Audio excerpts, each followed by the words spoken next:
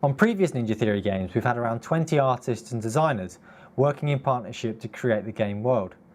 But given that Hellblade has such a small budget, our game world building team consists of just one person. With such limited resources but a steadfast commitment to quality, our approach to creating the world has to be radically different. Viking lore is vast and richly detailed, and everyone's heard of Thor and Valhalla. But we were attracted to a different part of the Viking underworld, a place called the Land of Mist and Fog, in which sits the Hall of the Dead, Helheim. The starting point for the game world on our previous titles has always been the script. Designers would plan the levels and the gameplay around the action and locations in the story. Artists would then model and texture the levels before cutscenes, animations, lighting and effects would be added afterwards. The standard way of doing things isn't going to work on Hellblade because our world building team consists of just Dan, our principal environment artist. Dan will create the world, and then the gameplay, design, story and art will have to fit around what he is able to create. I wanted Dan to be able to start building the world without having to wait for gameplay systems like combat to become ready. So I suggested to him that what we should aim to do is to build a world so rich, interesting and haunting that a player could lose themselves for hours just exploring the world without having to rely on those kinds of gameplay systems. We're not making a game where all you do is walk around for hours without any combat. But by saying that in theory it should be possible, Tamim has given the art team the power and the freedom to create a world without having to depend on gameplay designers. For story reasons, we wanted to take the Viking symbol that we used in our teaser and incorporate it into the landscape.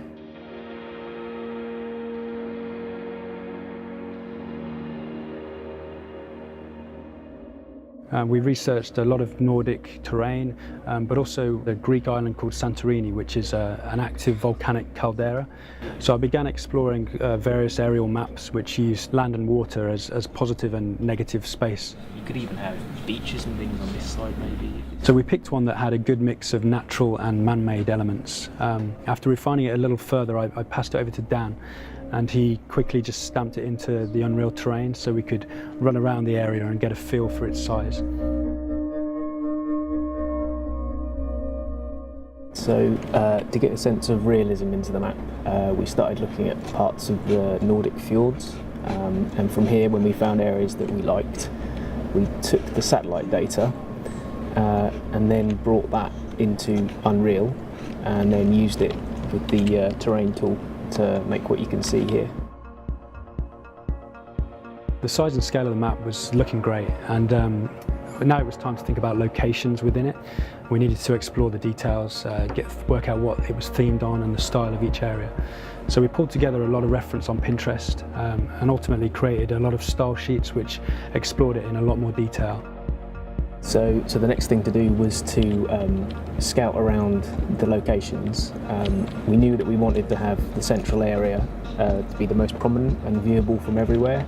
That way the player would be able to keep a sense of orientation. So we picked out some different areas, raised and lowered the mountains accordingly, and ended up with something like this.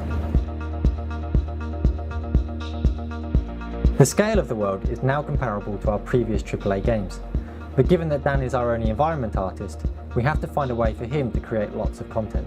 We explored using kit parts and procedural systems on earlier projects like Razor.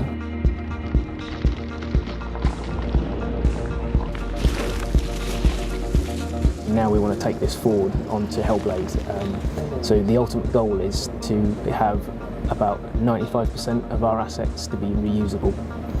This Unreal demo is quite a good example of how you can get away with a very small amount of assets.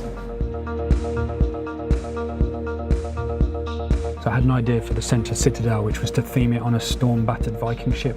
I tried to find some rocks that had an indication of something that felt like the hull of a Viking ship, and so with a combination of the rock being carved into and getting a lot more pattern in there, it's going to feel very solid and grounded, but still give you the shape that we require.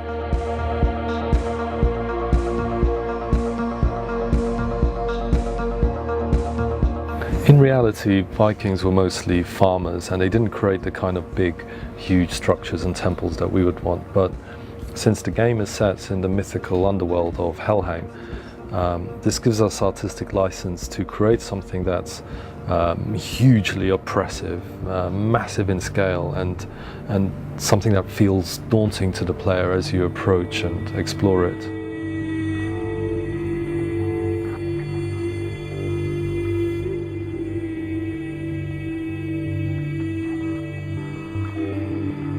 We're at the very beginning of the prototype phase of the project.